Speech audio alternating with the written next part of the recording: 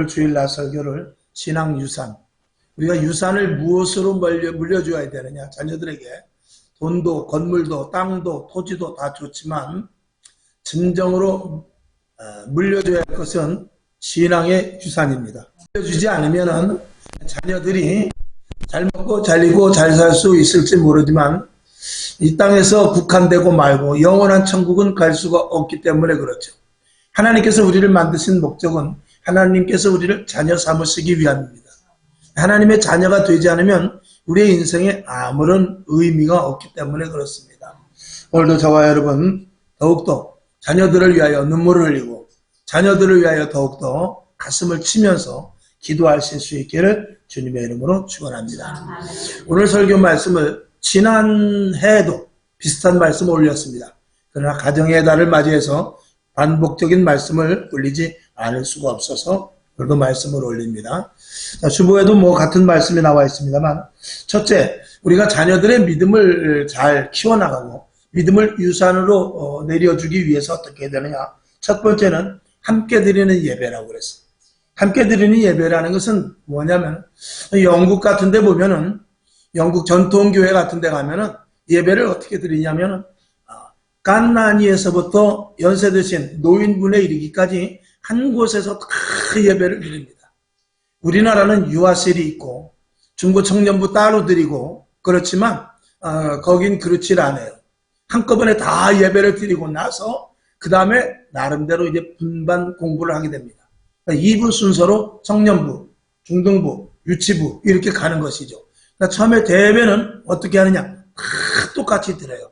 그러면 갓난애기들은 울기도 하고 그래요. 어린아이들은 여기 막 뛰어다니기도 하고 그래요. 그러나 그 갓난아기도 처음에 울어도 몇 번만 꼬집어주면은요. 몇 번만 꼬집어주면은 불과 몇 주 지나지 않아서 거기에 적응을 하게 돼 있어요.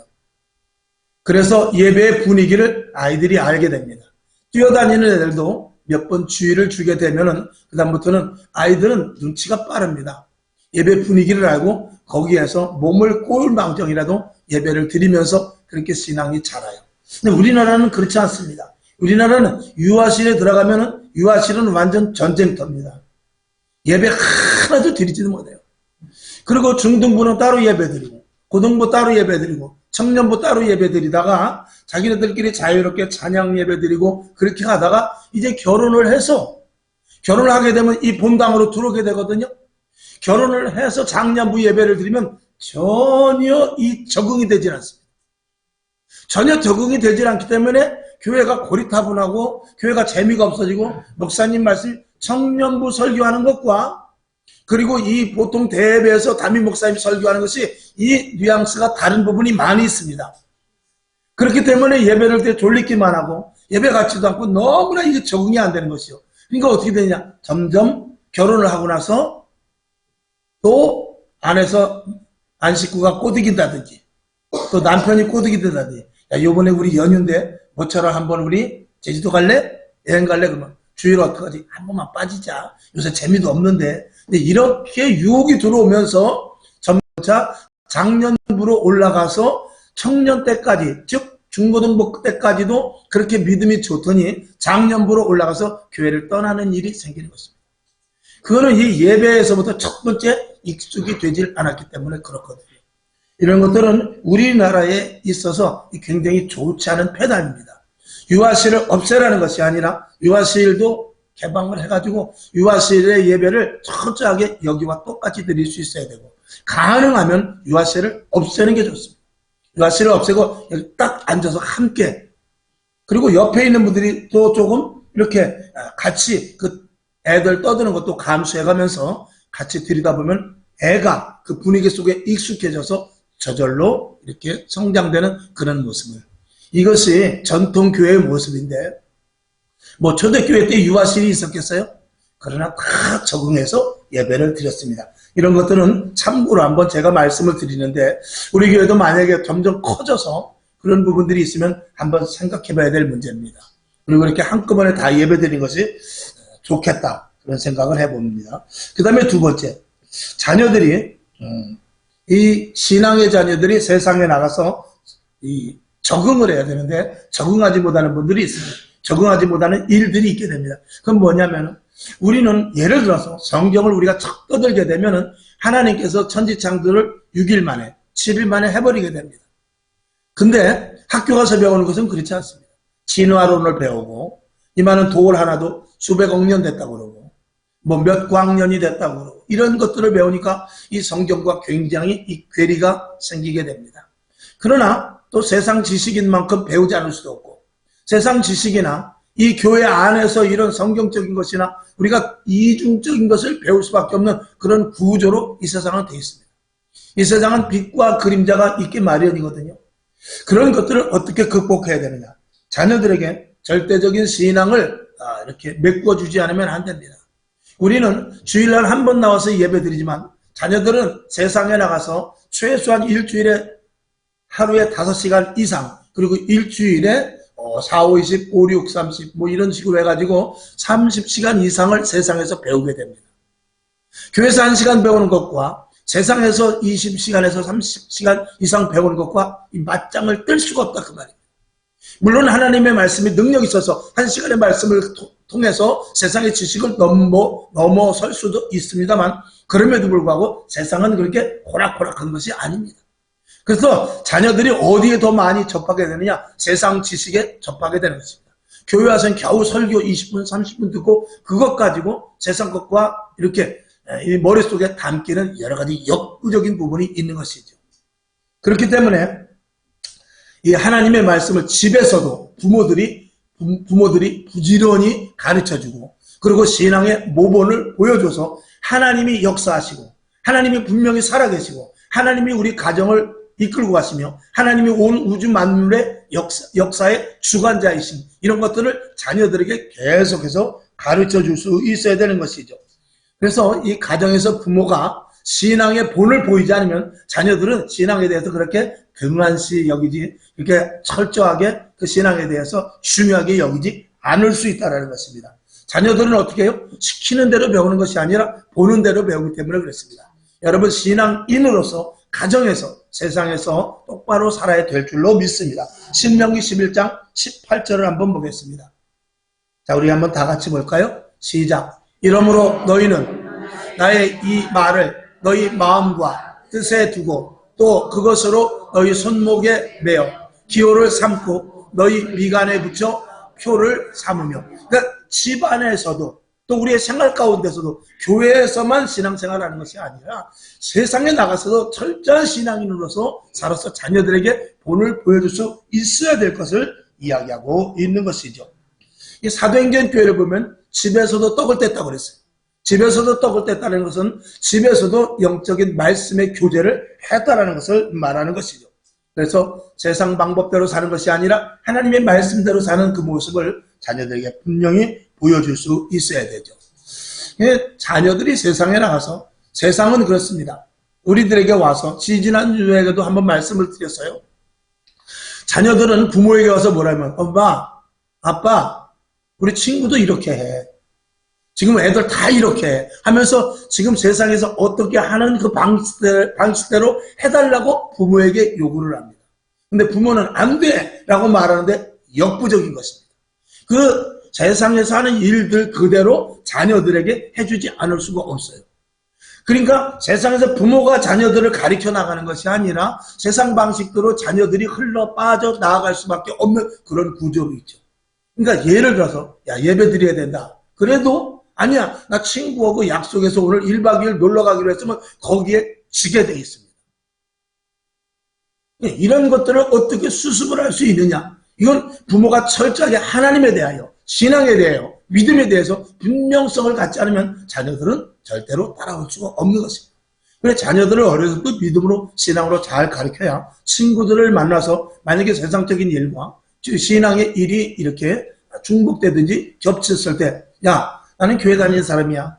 그렇게 할 수가 없고 그리고 무엇보다 우리 어머니 우리 아버지가 이 일은 기뻐하시지 않기 때문에 나는 우리 어머니 아버지의 말을 들어야 원칙이야. 너희들도 한번 다시 생각해봐라.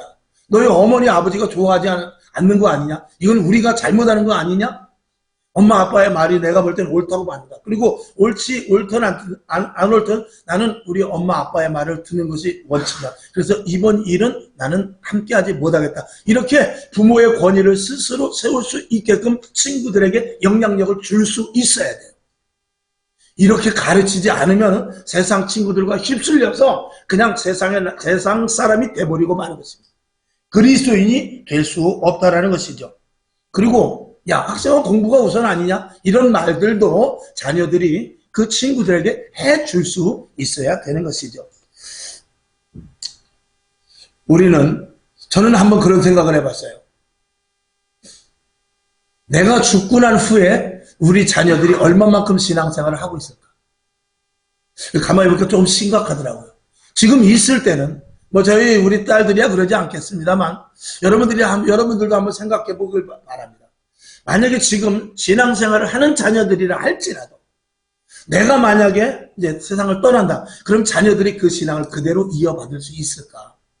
그리고 지금과 같이 신앙생활을 할 수 있을까? 그런데 지금 자녀들이 신앙생활을 하지 않는 상태에서 내가 죽어버려서 그럼 자녀들이 죽은 후에 교회로 올까요? 이건 더더욱 있을 수 없는 일입니다. 그렇기 때문에 자녀들을 위해서 우리가 생명 걸고 기도해야 되고 내 목숨을 던져서 자녀들에게 믿음과 신앙을 내가 죽기 전에 자녀들에게 믿음과 신앙을 심어주지 않으면 안 된다는 것을 말씀을 드리죠. 저와 여러분이 지금까지 오늘 예수 믿은 것은 누가 전해줬기 때문에 그래요. 그러면 우리가 믿음을 전해주지 않으면 우리 대해서 교회고 또 신앙이고 다 끝나버리게 되는 거예요. 그런 일이 생겨서는 안 되지 않겠습니까? 좀 듣기가 거북할 수 있을지 모르지만 이게 지금 이 시대의 현실이거든요. 그렇기 때문에 자녀들에게 첫째 본이 되어서 하나님에 대해서 믿음에 대해서 신앙에 대해서 부모가 철저해야 자녀들이 그나마 따라올 수 있다.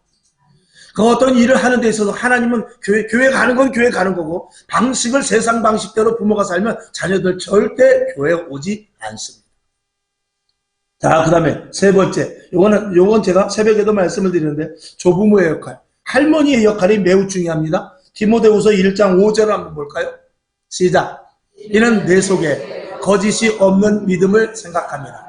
이 믿음은 먼저 내 외조모 로이스와 내 어머니 유니게 속에 있더니 내 속에도 있는 줄을 확신하노라. 아멘. 이 디모데는 엄마와 즉 어머니와 할머니의 믿음을 잘 받았어요. 여러분 지금 손주들을 보는 그런 시대 속에서 손주를 딱 붙잡고 신앙을 가르칠 수 있어야 돼요. 주기도문도 가르치고 기도하는 법도 가르치고 그리고 찬송도 가르치고 그리고 교회도 저녁때 낮에 데리고 나와서 어려서부터 신앙을 할머니가 철저하게 가르칠 수 있어야 돼요.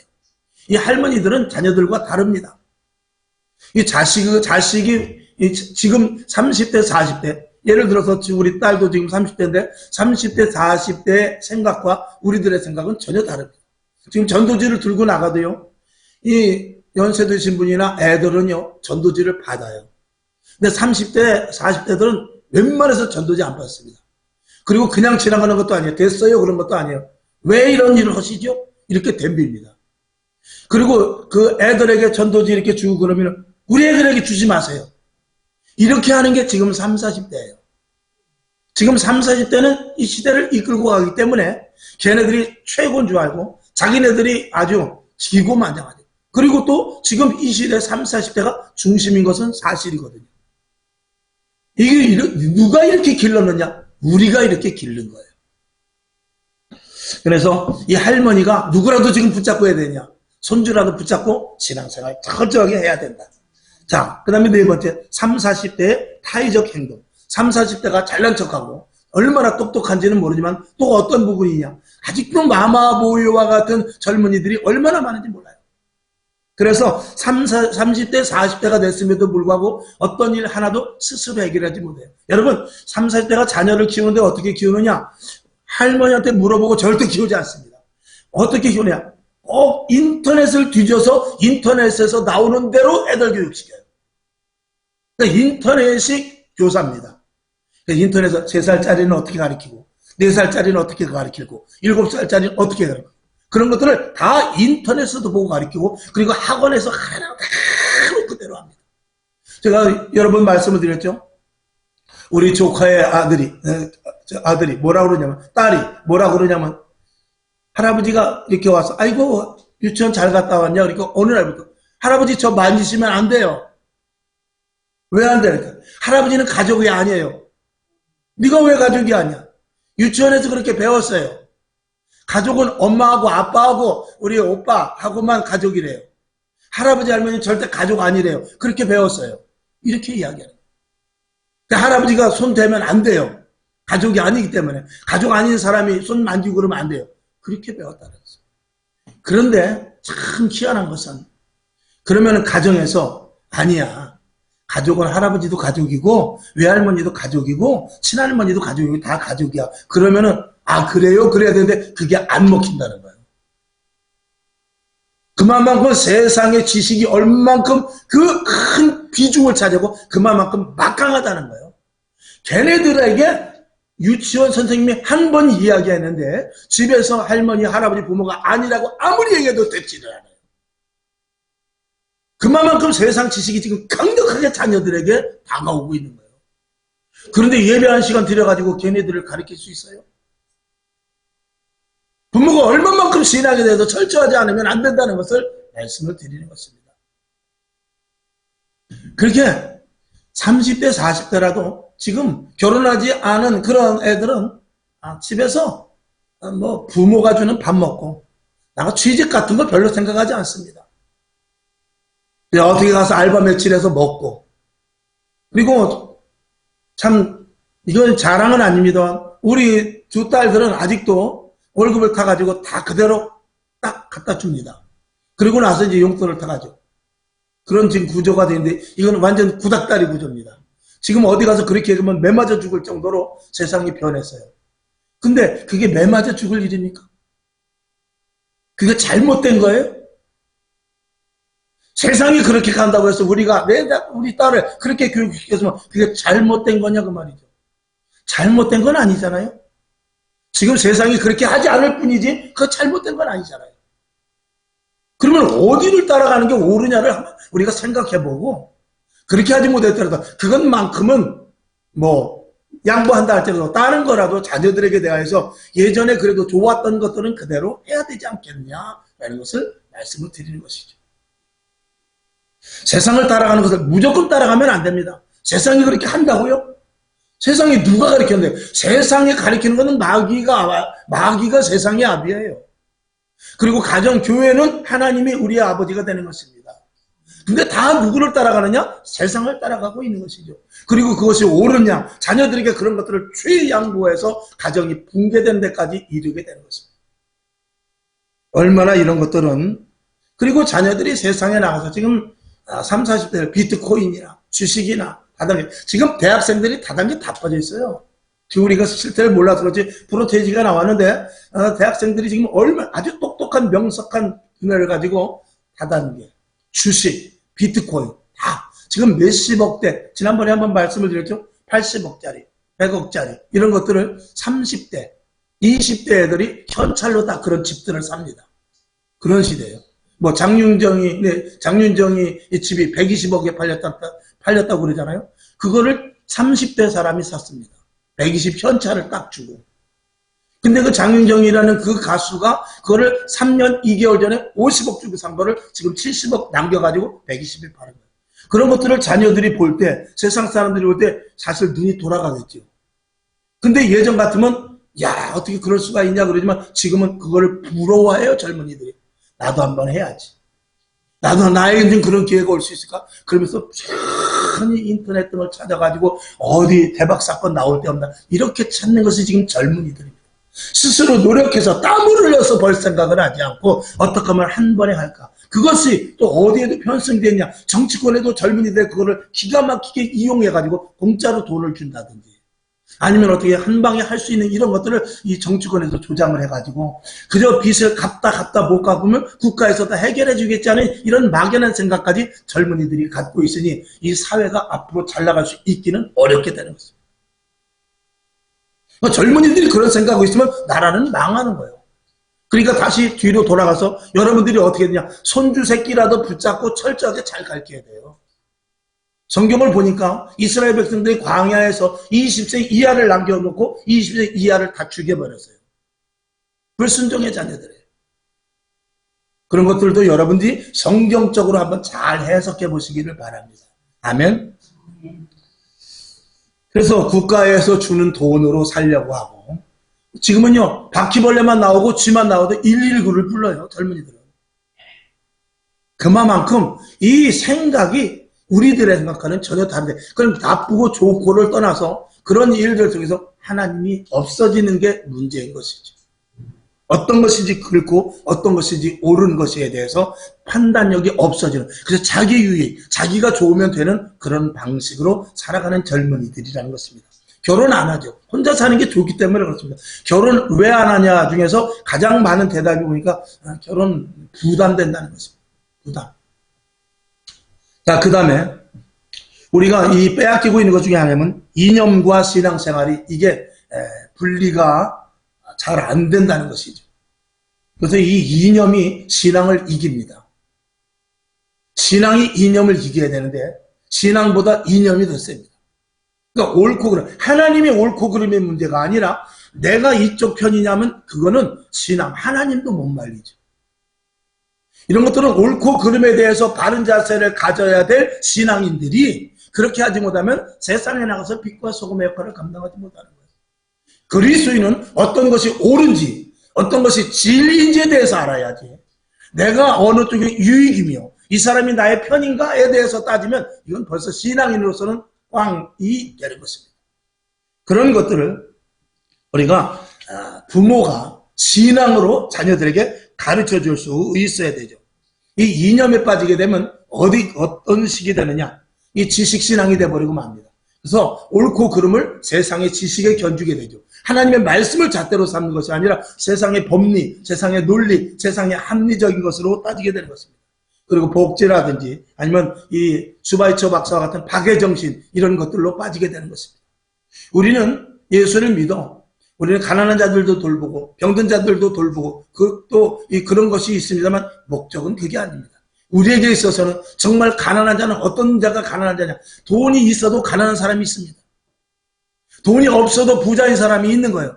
어떻게? 저와 여러분, 우리가 예수를 믿고 성령 충만하면요, 내가 지금 지하에서 살아도 그 사람은 부자예요. 그러나 떵떵거리고 아파트 100평짜리에서 살고 자가용을 롤스로이스 굴린다 할지라도 그 사람이 예수 믿지 않으면 영적으로 불쌍한 가난한 자예요. 우리 영적으로 가난한 자들을 찾아가는 거예요. 그런 의미에서 성경은 그것을 이야기하는 것이지 단순하게 가난한 자를 도와주는 것을 표면적으로만 보고 우리가 생각하면 안 된다는 것입니다. 여러분은 영적으로 지쳐있는 자들을 찾아갈 수 있기를 주님의 이름으로 축원합니다. 요한복음 6장 28절 29절을 한번 봅시다. 시작. 저희가 묻되 우리가 어떻게 하여야 하나님의 일을 하오리까? 하나님의 일은 무엇인가? 29절 시작. 예수께서 대답하여 가라사대 하나님의 보내신 자를 믿는 것이 하나님의 일이니라. 하나님의 여러분이 일을 하고 싶습니까? 여러분이 하나님의 일을 더 하고 싶습니까? 하나님을 잘 믿으십시오. 예수님을 잘 믿으십시오. 교회를 잘 세워나가는 일, 그런 일들인 것입니다. 그 다음에 아까 서두에 잠깐 말씀을 드렸듯이 이 자녀들이 세상에 적응하는 것과 더불어서 이 학습으로 말미암아서 신앙을 이 학습보다도 신앙으로 학습을 이겨야 되는데 학습 때문에 신앙이 오히려 끌려 들어가는, 학생들은 지금 학교에서 공부 많이 합니다. 세상 지식을 많이 접합니다. 그리고 신앙은 아까 말씀을 드렸듯이 예배 1시간입니다. 이것 가지고 세상을 이길 수 없는 것을 제가 말씀을 드렸어요. 그렇기 때문에 반드시 자녀들에게 어떻게 해야 되냐, 영적인 체험을 시켜줘야 돼요. 이 체험이 없으면은 하나님 믿고 예수 믿는 것에 대해서 밋밋해지기 때문에 위기와 힘듦과 어려움과 자기의 유익 속에서 신앙을 저버릴 수밖에 없는 것이 젊은이들의 구조인 것입니다. 그렇기 때문에 반드시 체험을 해야 되고 먼저 부모가 체험을 해서 그 체험 신앙을 자녀들에게 계속해서 알려주어야 되고 그리고 함께 동참하여 체험 신앙을 가질 수 있도록 해야 되는 것이죠. 그래서 자녀들에게 어떻게 해요? 믿음의 눈이 띄어지게 해야 돼요. 지난 한 며칠 전에 새벽에 말씀을 드렸어요. 아브라함의 믿음이 왜 중요한가? 아브라함의 믿음이 왜 중요한가? 5분 설교에서도 제가 커트시켜서 나갔어요. 아브라함이 이삭을 죽일 때 아브라함은 이삭을 죽이러 가는 그 길 속에서 사실은 아브라함이 자기 자녀를 죽이는 데 있어서 얼마나 어려움이 있겠어요. 여러분 같으면 자식을 100세 얻은 아들을 죽일 수 있겠습니까? 하나님 그건 안 됩니다. 차라리 제가 죽죠. 아들을 살려주세요. 그리고 간절히 기도해서 응답될 때까지 기도해서 결국은 내가 죽는 것으로 아마 응답을 따낼 것입니다. 근데 아브라함은 그렇게 하지 않았어요. 그렇게 하지 아니하고 어떻게 했느냐? 하나님께서 이삭을 모리아산으로 데려가서 번제로 드리라고 했을 때 그의 목에다가 칼을 댄 것입니다. 이삭이 얼마나 놀랐겠어요. 근데 신기한 것은 그 이삭의 목에다 칼을 댐으로 말미암아서 하나님께서는 이미 양을 예배하셨고, 그리고 이삭은 정말 충격적인 일이었습니다만 그 일을 통해서 아브라함과 이삭과 똑같이 하나님을 만나는 같은 동일선상의 믿음자가 된다는 사실이에요. 만약에 그 일을 행하지 않고 하나님 이 이삭을 살려주고요 제가 대신 죽겠습니다 했으면 이삭의 믿음은 자라나지 않습니다.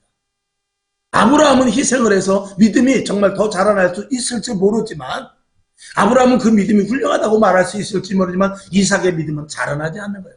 이삭의 믿음이 자라나기 위해서 반드시 죽는 일에 같이 아버지 아브라함과 아들 이삭이 같이 동참이 돼야 돼요.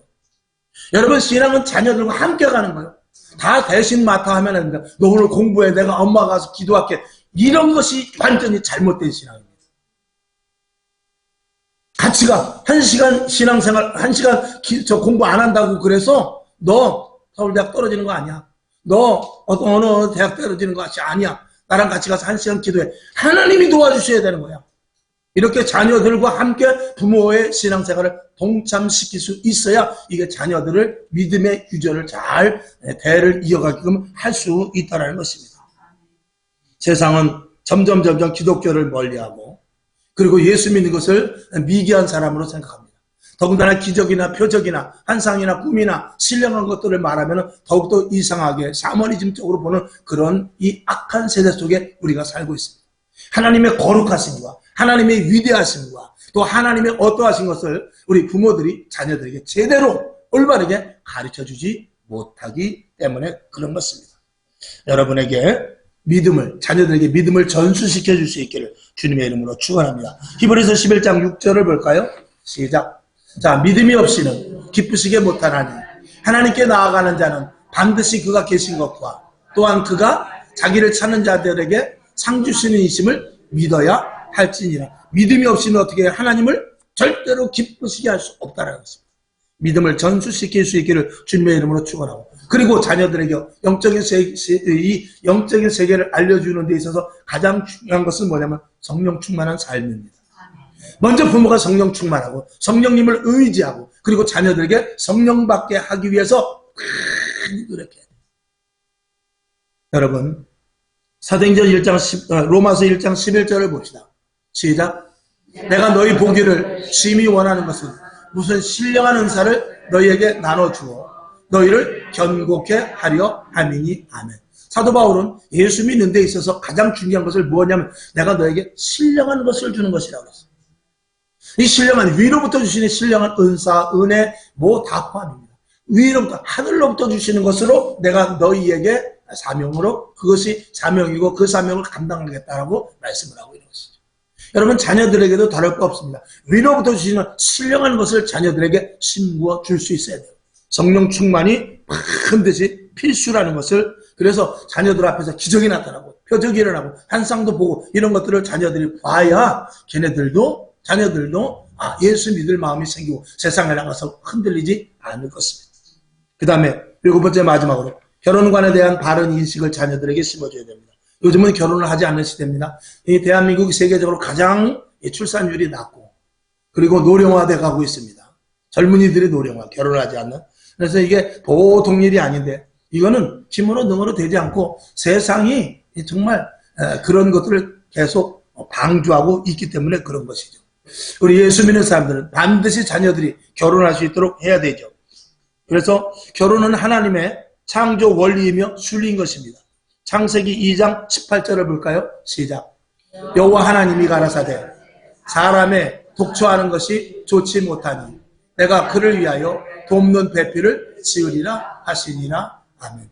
하나님께서는 아담 혼자 있게 두시지 않았다는 것이죠. 그 다음에 결혼은 제2의 인생인데, 우리는 이 젊은이들의 결혼관은 뭐냐면 모든 것들을 다 준비해놓고 결혼을 하려고 해요. 인생은 내가 완성수에, 내 혼자 한 사람의 인생은 절대 완성되지 않습니다.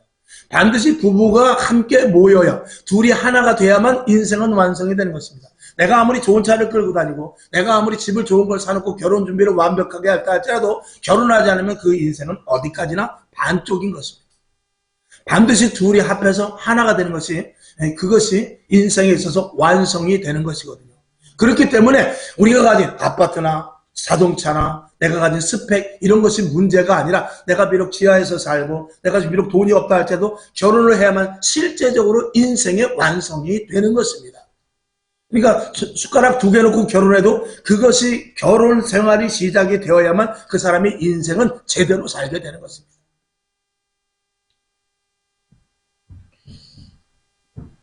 마가복음 10장 8절을 봐야 되겠네요. 시작. 그 둘이 한 몸이 될지니라. 이러한즉 이제 둘이 아니요 한 몸이니라. 둘이 합해야 온전히 하나가 된다는 것입니다. 그래서 결혼은, 내일 모레 때 우리 윤선이가 결혼할 때도 제가 그 말씀을 드리겠습니다만, 결혼은 함께가 아닙니다. 항상 말씀드립니다. 결혼은 함께 사는 것이 아니고 결혼은 하나입니다. 하나. 하나가 되는 것이지 함께가 아니에요. 함께는 언제든지 쪼개질 수 있어요. 그러나 함께는 쪼개질 수가 없는 것이에요. 결혼관을 그렇게 분명히 가져야 될 필요도 있습니다. 결론으로 말씀을 드립니다. 이 땅에 수많은 그리스도인들이 있어요. 그러나 모두가 다 세상 시류를 따라가고 세상의 출세, 세상의 성공, 세상의 방법을 따라가고 그것이 목표를 둘 수가 있어요. 그래서 기도의 제목도 뭐냐면 하나님 부자 되게 해주세요. 기도의 제목이 뭐냐? 하나님 내 자식 서울대학교 연세대 고려대 가게 해주시옵소서. 기도의 제목이 뭐냐? 하나님 나 좋은 직장 가게 해주세요. 하나님 나 건강 붙잡아주세요. 이런 것들을 하나님께서는, 예수님께서 우리에게 뭐라 하냐면 먼저 그의 나라와 그의 의를 구하라고 그랬어요. 신령한 것을 먼저 맛보라는 것입니다. 하나님이 어떤 분인지 알고 위로부터 주시는 신령한 것을 받아서 구원의 확신과 그리고 그리스도인으로서의 정체성을 가지고 거룩한 삶을 먼저 살 것을 이야기하고 있어요. 그래서 새 부대가 되어야만 세수를 받아도 새 부대가 터지지 않는 거예요. 근데 먼저 복을 바라고, 먼저 자식이 잘 되는 걸 바라고, 먼저 건강을 바라려면 새 부대가 준비되지 않았기 때문에 거기에 아무리 물질의 복을 부어줘도, 거기에 아무리 건강의 복을 부어줘도 다 터져버리고 마는 것입니다. 얼마 되지 못해서. 그런 사람을 제가 얼마나 많이 봤는지 모릅니다. 교회에서 잘 됐어요. 사업도 잘 됩니다. 그런데 얼마 되지 않는 교회를 떠나요. 그리고 나서 다시 옛날과 같이 폐인이 됩니다. 이건 새 부대가 되지 않은 상태에서 세수를 담아봤자 그는 아무 소용이 없기 때문에 그렇습니다. 여러분 먼저 새 부대가 돼야 돼요. 새 부대가 되지 않으면 세수를 아무리 담아봤자 세상 말로 도로함이 답을 되는 것입니다. 창세기 1장 1절을 한번 봅시다. 시작. 태초에 하나님이 천지를 창조하시니라. 성경을 제일 먼저 떠들자마자 저 말씀이 나옵니다. 하나님이 어떤 분이라는 것을 저와 여러분이 먼저 알아야 돼요. 저걸 인정하지 못하면 요한계시록까지 아무리 달달달달 외워도 소용없는 것입니다. 요한계시록 22장 13절 시작. 나는 알파와 오메가요 처음이요 나중이요 시작과 끝이라. 이 분명한 인식이 있느냐 이거예요. 이거 분명히 진짜로 믿느냐, 읽기만 하지 말고 진짜로 믿느냐 이거예요. 이걸 진짜 믿을 때 그 실제와 속으로 들어가는 것입니다. 그 다음에 잠언서 9장 10절 시작. 여호와를 경외하는 것이 지혜의 근본이요 거룩하신 자를 아는 것이 명철이니라. 세상의 지식, 세상의 경험, 세상의 그것 가지고 한계가 있습니다. 그것을 뚫는 것은 성령입니다. 여러분 자녀들을 믿음의 세계로 들어가시길 바랍니다. 믿음의 영역으로 들어가시길 바랍니다. 믿음의 영역으로 들어간다는 것은 이 세상에서 살지만 이 세상의 방식대로 사는 것이 아니라 하나님의 방식대로 사는 것입니다. 하나님은 나만 장군을 고치는 데 있어서 약으로 고치지 않게 하시고 하나님의 방법은 뭐냐? 요단강이 7번 들어가는 방법을 택하십니다. 여리고성을 무너뜨리는 데 있어서 대포를 주지 않냐고 여리고성을 일주일 동안 도르라고 시킵니다. 그런 비유사한 방법으로 하나님의 방법은 믿음의 세계 안에서 하나님이 우리에게 사용하시는, 우리에게 정답을 주시는 방법이 있어요. 거길로 들어가야 진짜 답이 나오지.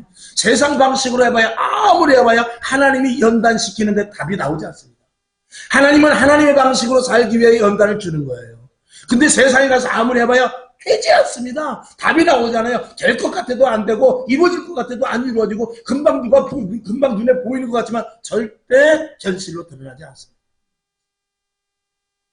그래서 저와 여러분을 불렀을 때는 내가 너를 믿음의 속으로, 믿음의 세계로 집어넣기를 원한다. 내가 너를 믿음의 자리로 들어가기를 원한다. 내가 하는 일이 있거든, 내가 이 역사를 써나가거든, 그건 표면에 보이는 것이 아니고 이면 속에서 일을 하거든, 그 이면에 믿음의 세계 속으로 들어가라. 히브리서 1장에 보고 11장에 보면 믿음은 바라는 것들의 실상이요 보지 못하는 것들의 증거라고 했어요.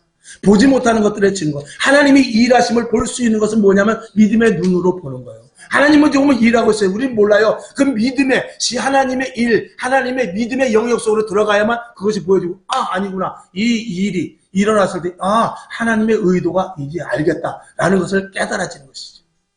여러분 모두가 다 믿음의 세계 속으로 들어가시길 바랍니다. 믿음의 세계는 보이지 않아요. 믿음으로 아는 것입니다. 그리고 그것이 현실로 드러날 때 응답이 되는 것입니다. 결론으로 다시 말씀을 드리죠. 하나님을 만나는 것이 가장 큰 축복입니다. 그리고 하나님을 알려주시는 것이 가장 큰 유산이에요.